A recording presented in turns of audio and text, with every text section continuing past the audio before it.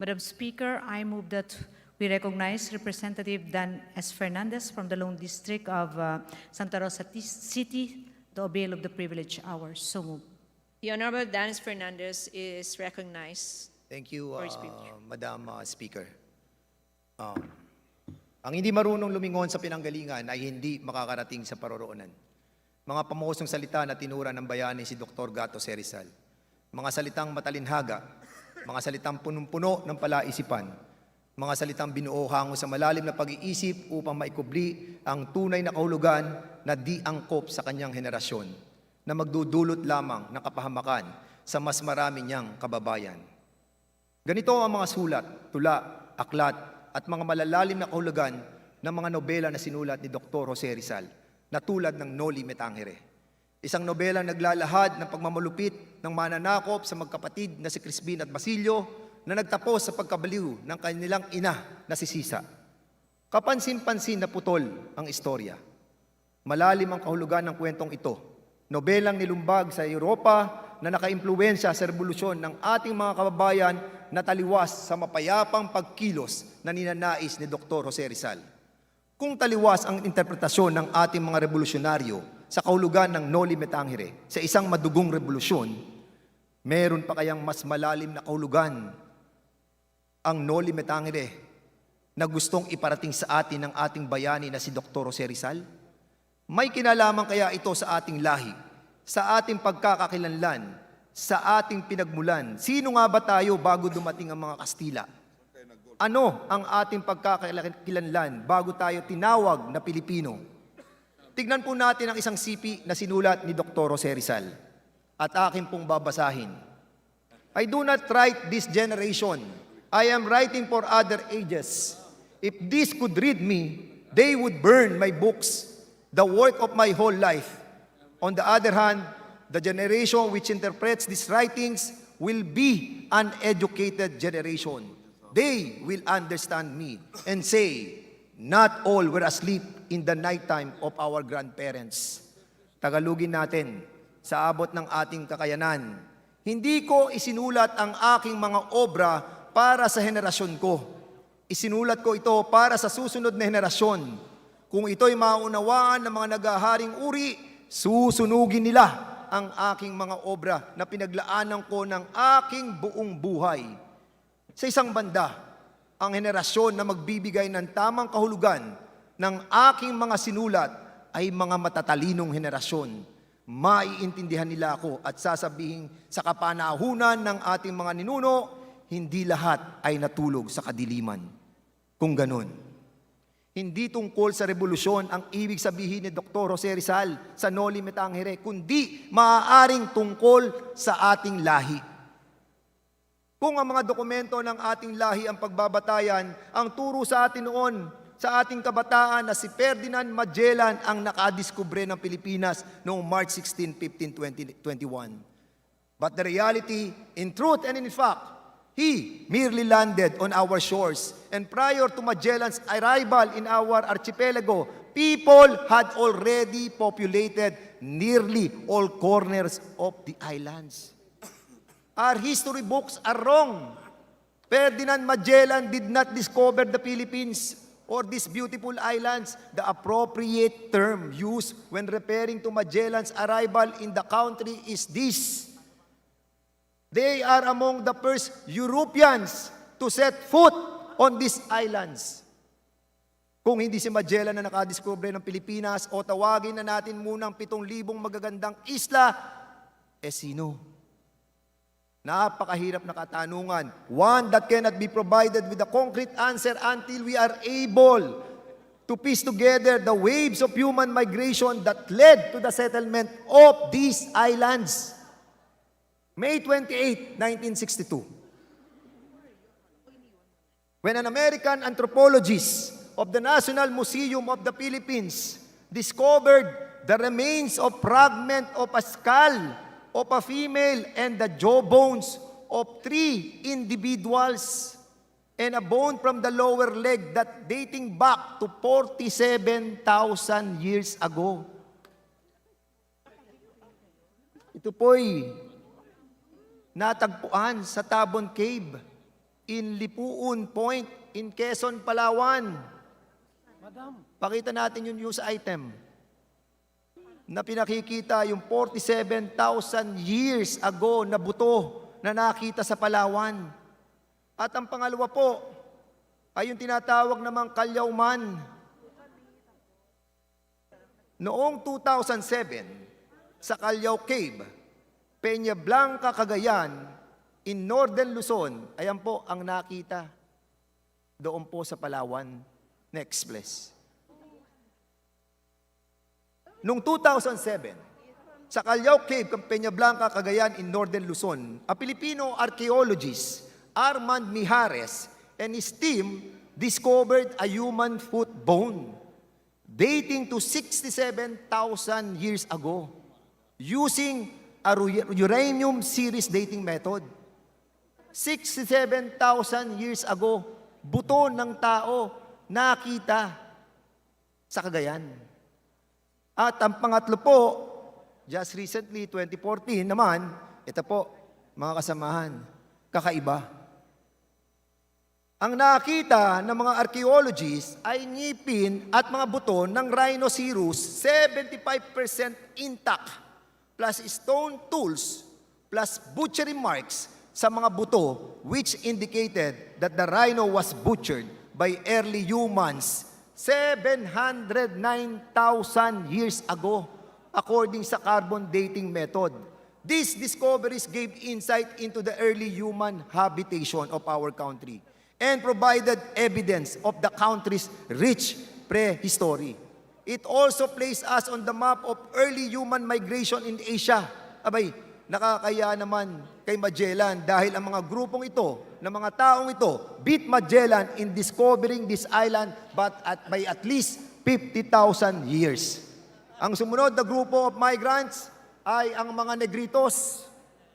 Ayan ang mga Negritos natin. Mga Ita, Ati, or Pygmies, small people, kulot ang buhok, maitim ang balat. Naglakad po sila mula sa Africa 30,000 years ago by land, via Sundaland. Yes, lakad lamang sila dahil during that time, dikit-dikit pa ang mga lupa dahil po sa Ice Age. Nagmula ang mga Negritos sa Africa, papunta sa Middle East, pababa ng Pakistan, India, Burma, Thailand, Vietnam, Brunei, Sabah, Palawan, then finally dito, Pilipinas. So ang katanungan, kung ang second human migration came from Africa, which were the small black Negritos, then we can assume that the big Negros of Africa and the small Negritos of this island are somehow related. Iisa po ang black ng Pilipinas at ang black ng Africa, ng Malaysia, ng Thailand, ng India. Iisa po ang tsura nila, height lang ang difference. Iwan po muna natin ang katanungan niya, medyo komplikado. Ano ang ikatlong grupo ng human migration? Ito ang mga Indones.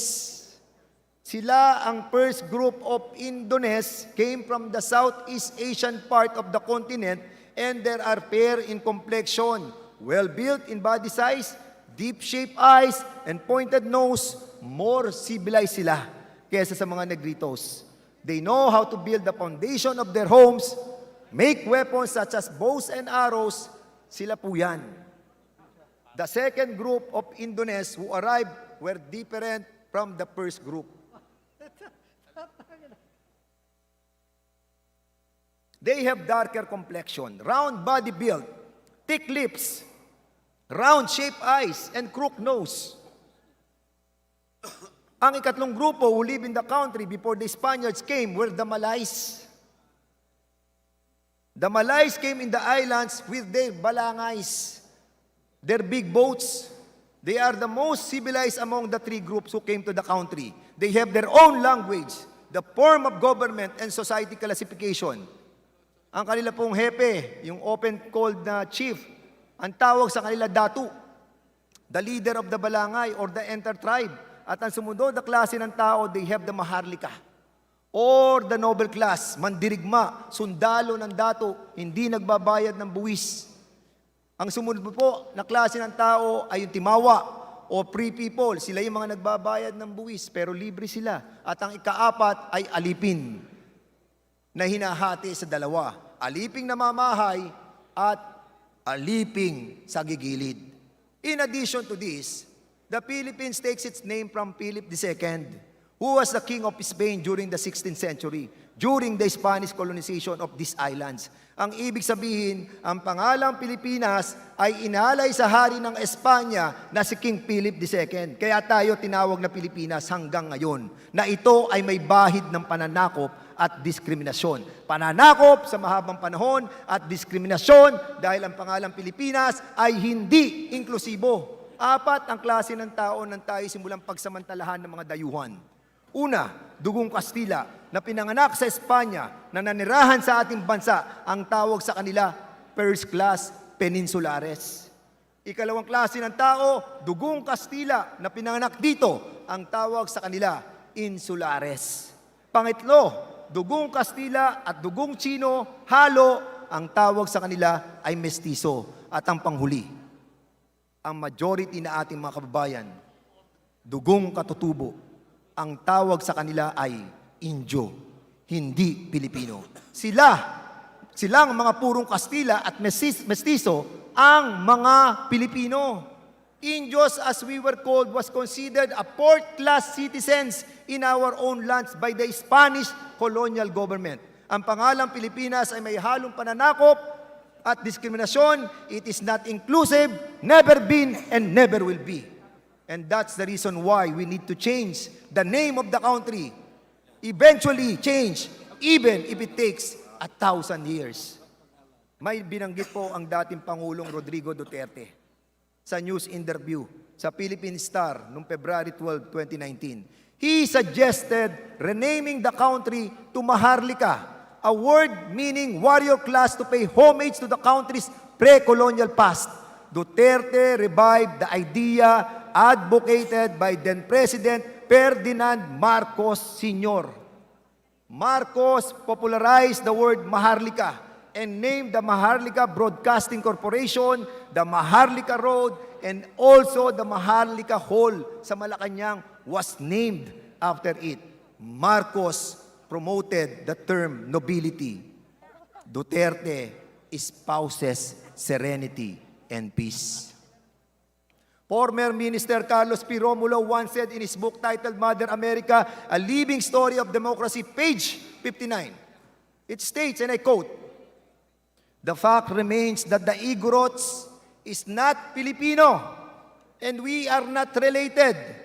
Ang sabi po ni Carlos P. Romulo, na lolo ng ating kasama at kaibigan na Congressman Roman Romulo, na mga Igorot ay hindi Pilipino, and for that matter, pati na rin yung ibang katutubo na hindi nasakop ng Kastila, they are the only ones who were able to preserve our culture, tradition, and religion.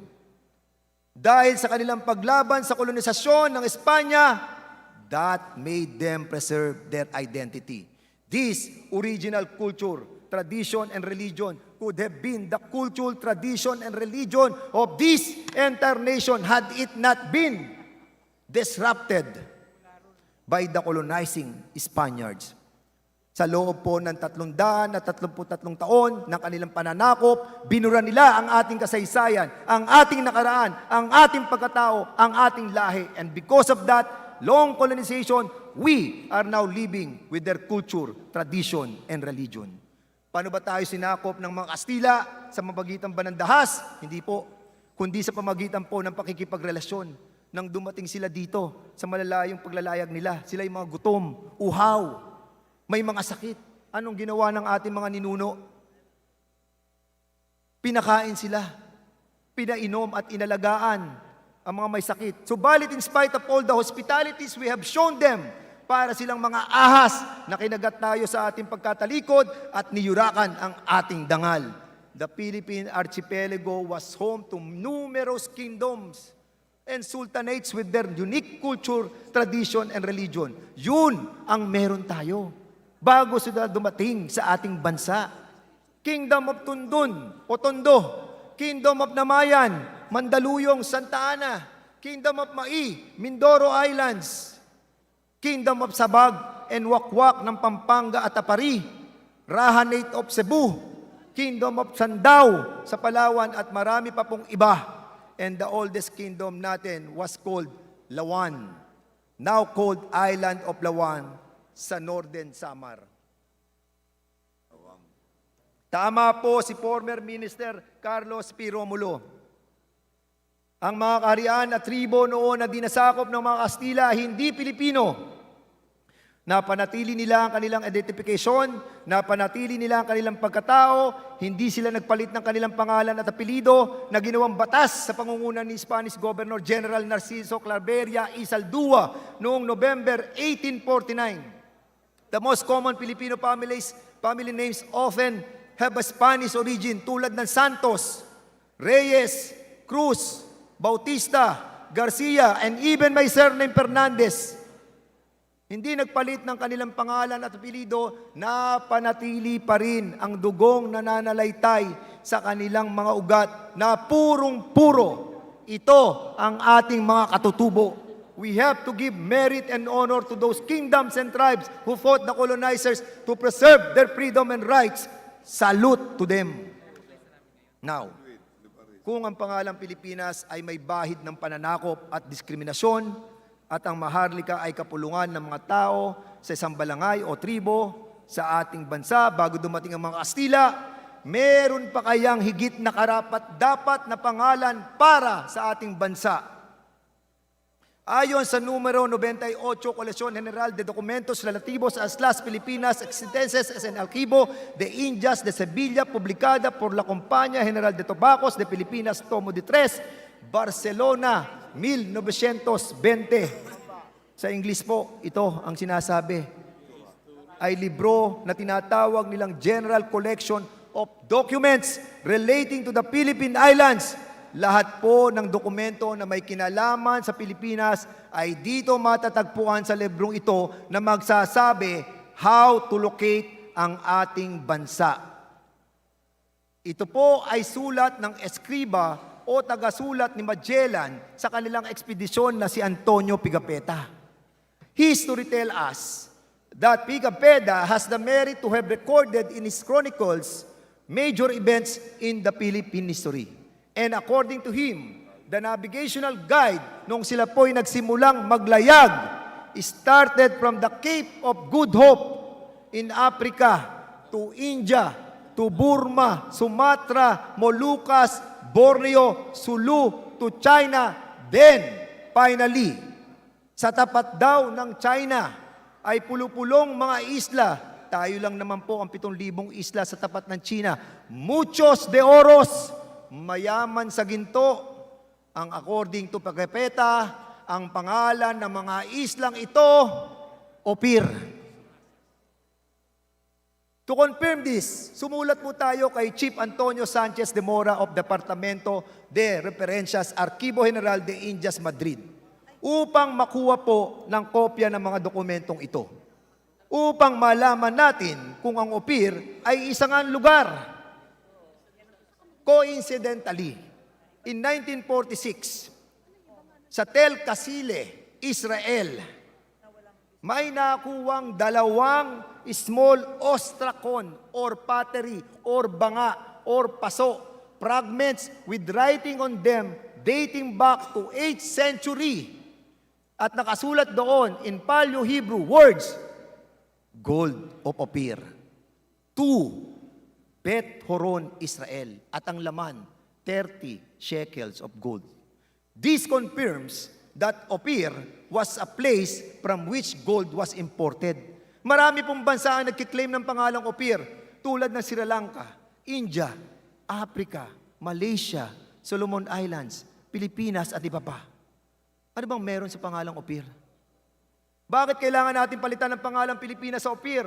Do you know that 13 times na binanggit sa Bible ang pangalang Opir na isa sa mga anak ni Joktan na kapatid ni Peleg, ang ama nila ay si Heber na apo sa talampakan ni Noah na ama ng mga Hebrews.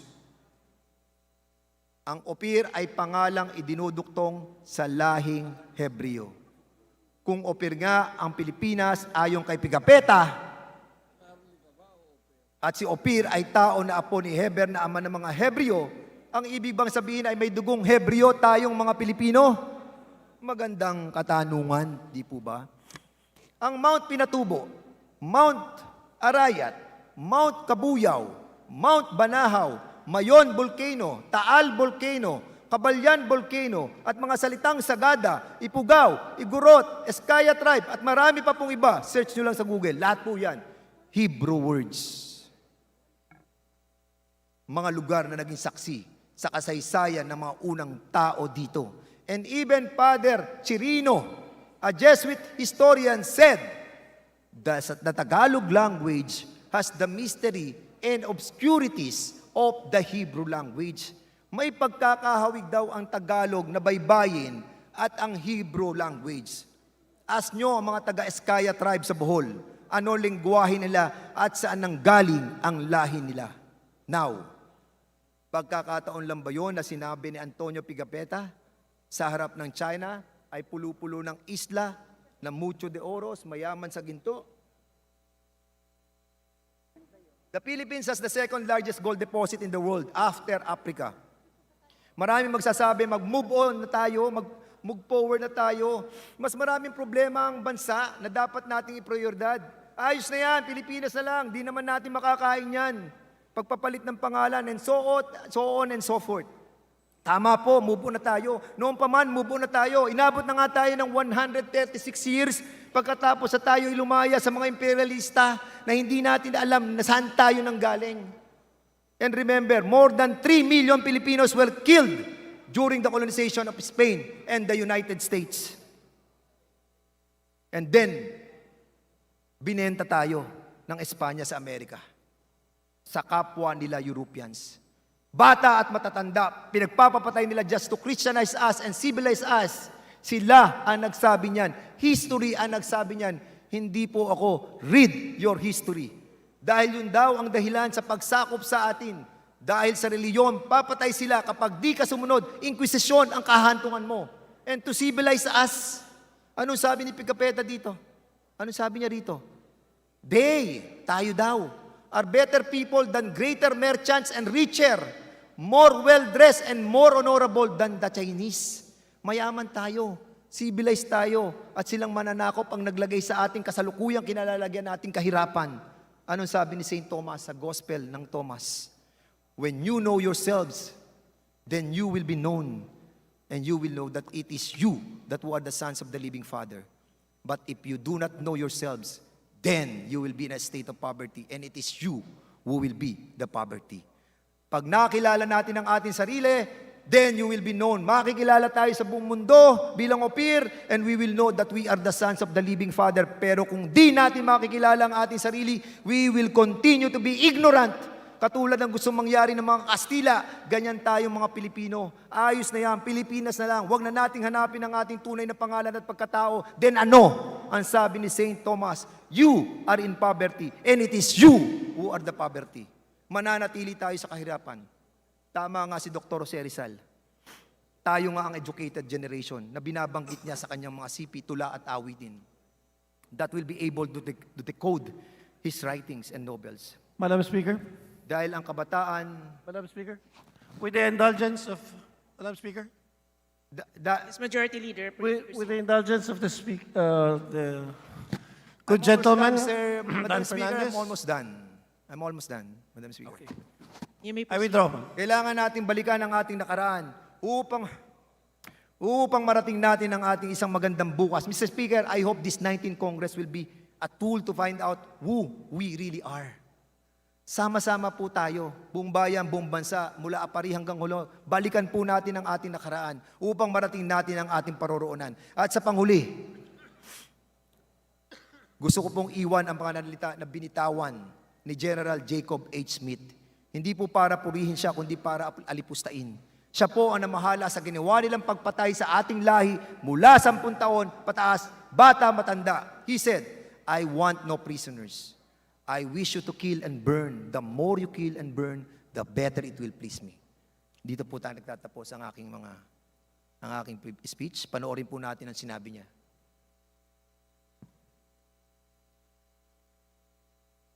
Majority Leader. Madam Speaker, I move to refer the speech of the Honorable Dan Fernandez of the Lone District of Santa Rosa to the Committee on Rules. There's a motion to refer the speech of the Honorable Dan Fernandez to the Committee on Rules. Is there any objection? The chair hears none. The motion is approved.